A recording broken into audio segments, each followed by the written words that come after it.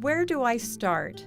More than 28 years ago, when the minister asked me for better or worse, in sickness and in health, I answered, I do. Did I imagine those vows would be so challenged? No, but it doesn't matter. I am in this for the long haul, whether my husband likes it or not. In August 2013, Tad was diagnosed with ALS, also known as Lou Gehrig's disease. It is a devastating disease. As one can imagine, this unbelievable diagnosis has dramatically changed the course and dynamics of our family. Telling our sons, Sean and Lane, was one of the most difficult things we as parents have ever done. As a family unit, we strongly agree that we are one for all and all for one. Our hands are joined in unity as we walk down this unpredictable path. As a mother, I could not be more proud of our sons that are proving to be extraordinary young men as they forge ahead with love and respect for their father and without fear of the unknown future. They join us in a mutual determination to not be subdued by ALS, but to be defiant. Living with ALS? We go from making plans for what we were going to do in the next 10 years, to the next 5 years, to this year at hand. Then it becomes, what are we going to do in the next 3 months, to this month? How are we going to get through this day? How are we going to get through this moment? And thus we are dancing the ultimate time warp, when a mere moment feels like eternity. What is ALS?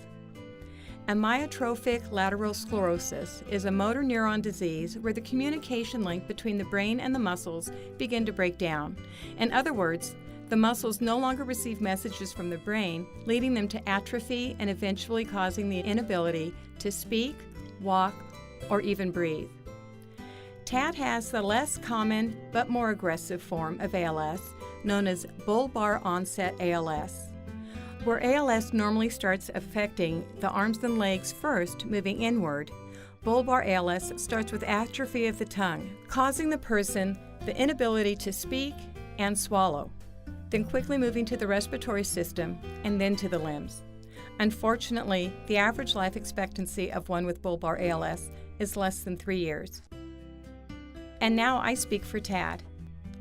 My journey on this road started with the slurring of my speech. The next step was to see a neurologist, where I was told I had some form of degenerative nerve disorder. The next 6 weeks later showed a continued deterioration, and we were given the devastating news that I had ALS. By this time, other symptoms were showing up. I was put on a BiPAP machine to help me breathe at night. My speech was getting worse, and I was drooling and starting to have trouble choking on food and drink. I was having trouble walking and keeping my balance. I quickly went from using a cane to barely able to use a walker. In January, things took a turn for the worse. In 1 month, I lost over 15% of my body weight, and with it went much of my strength. It was a spiral that would not stop. In February, I had a J-tube inserted directly into my intestines. Now all of my nutritional needs are supplied through a tube. The tube is a constant reminder of just how different my life is today. Every move I make has to be very deliberate, and I have to brace myself with every step I take. It is excruciatingly slow and painful. Another aspect of ALS that doesn't attack just the nerves that control movement, it also attacks the nerves that control my breathing and the nerves that deal with my emotions. I find myself crying uncontrollably over anything, whether it is a sad event or happy. This is one of the most frustrating aspects of the disease to deal with. I don't feel singled out, and I never ask, why me? However, there are times that it is totally overwhelming. For as much care and concern I can receive from everyone around me, I'm very limited on what I can return. I am forced to use mechanical devices to say, I love you.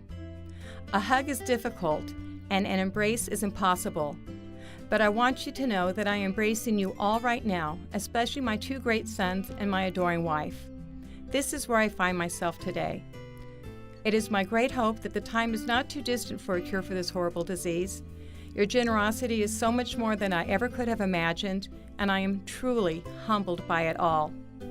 Please accept my undying thanks, not just for me and my family, but for those others with ALS that you touch with your actions here tonight. Thank you.